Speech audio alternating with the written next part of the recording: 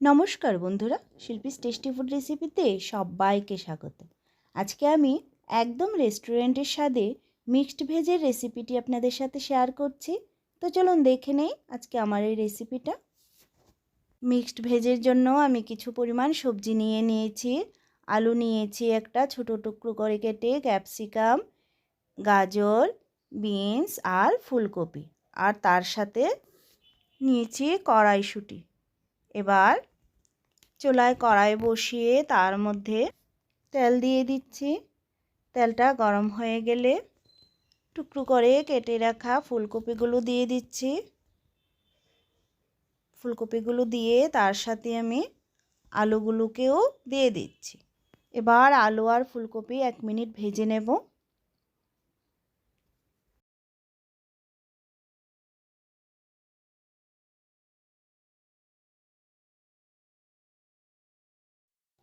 আলু ফুলকপিগুলো 1 মিনিট ভেজে নিয়ে তার মধ্যে গাজর আর বিনস দিয়ে দিলাম। এগুলোকেও মিশিয়ে নিচ্ছি।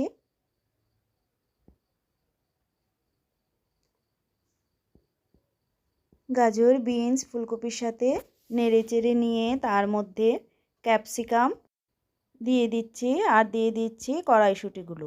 এবার সব সবজিগুলোকে আমি আরও 2 মিনিটের মতন ভেজে নেব।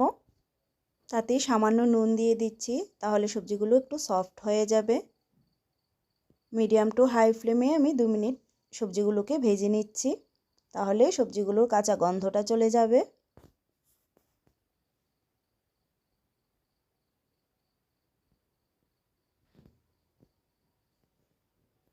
সবজিগুলোকে ভেজে নিলাম, এবার এগুলোকে আমি নামিয়ে নেব।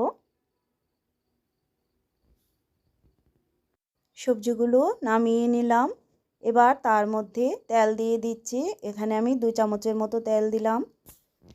তাতে একটা তেজপাতা টুকরো করে দিলাম, দিয়ে দিচ্ছি 3টে লং, 2 টুকরো দারচিনি আর 3টা এলাচ দিয়ে দিলাম। একটু জিরে দিয়ে দিলাম।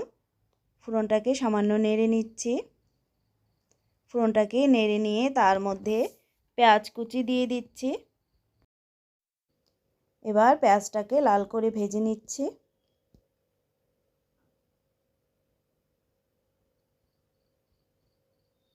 পেঁয়াজটা লাল লাল করে ভেজে নিয়ে তার মধ্যে আদা রসুন বাটা দিয়ে দিচ্ছি।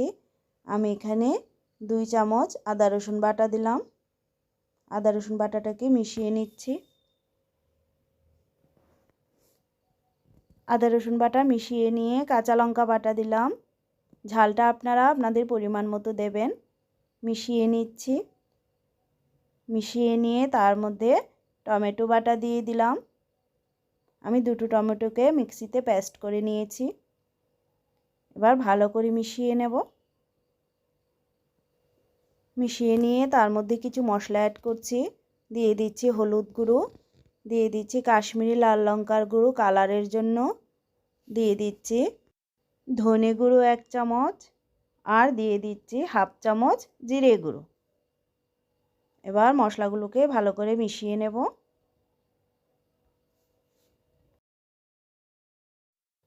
একটু টাইম নিয়ে আমি মশলাটাকে ভালো করে কষিয়ে নেব।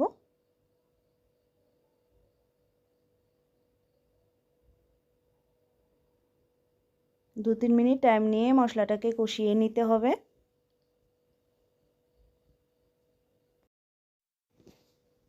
মশলাটাকে ভালো করে কষিয়ে নিলাম। এবার তার মধ্যে কাজু বাদাম বাটা দিয়ে দিচ্ছি। আমি 10-12টা কাজু বাদাম জল দিয়ে মিক্সিতে পেস্ট করে নিয়েছি। ভালো করে মিশিয়ে নিচ্ছি কাজু বাদাম বাটাকে। আমার মতো করে এই রেসিপিটা আপনারা একবার বাড়িতে বানিয়ে দেখতে পারেন। আশা করি আপনাদের কাছে খুবই ভালো লাগবে।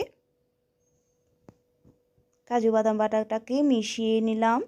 এবার তার মধ্যে পরিমাণ মতো নুন আর সামান্য একটু চিনি দিয়ে দিচ্ছি। মিশিয়ে নেব।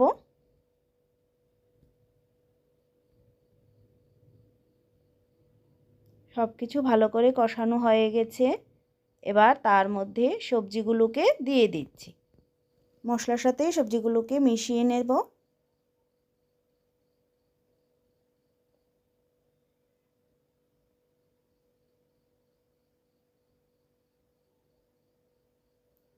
মশলার সাথে সবজিগুলোকে মিশিয়ে নিয়ে এবার তাতে জল দিয়ে দিচ্ছি, মিশিয়ে নেব।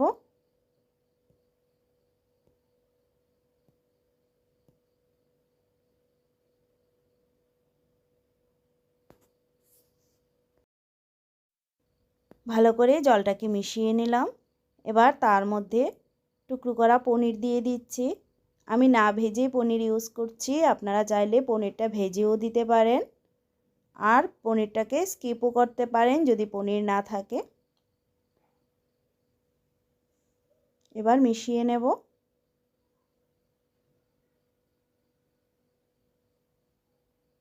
মিশিয়ে নিয়ে আমি ঢাকা দিয়ে দেব 5-6 মিনিটের জন্য। 6 মিনিট পর ঢাকনাটা খুলে নিচ্ছি, মিশিয়ে নেব।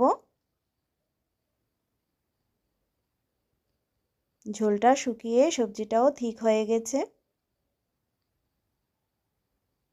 এবার তার মধ্যে কিছুটা কসুরি মেথি দিয়ে দিচ্ছি, আর দিয়ে দেব 1/2 চামচ পরিমাণ গরম মশলা। এবার মিশিয়ে নেব। একদম রেডি হয়ে গেছে আমাদের মিক্সড ভেজ। ফ্রাইড রাইস, রুটি, পরোটা সব কিছুর সাথেই খেতে অসাধারণ হয়ে থাকে। এবার তাতে 1 চামচ বাটার দিয়ে দিলাম। গ্যাস অফ করে ঢাকা দিয়ে 5 মিনিট রেখে দেব। 5 মিনিট পর সার্ভ করে দিচ্ছি। তো আমার আজকের রেসিপিটা যদি আপনাদের কাছে ভালো লেগে থাকে তাহলে ভিডিওটিতে একটা লাইক করবেন। নতুন বন্ধুদের কাছে চ্যানেলটা সাবস্ক্রাইব করার অনুরোধ রইল। দেখা হচ্ছে নেক্সট ভিডিওতে। সবাইকে ধন্যবাদ।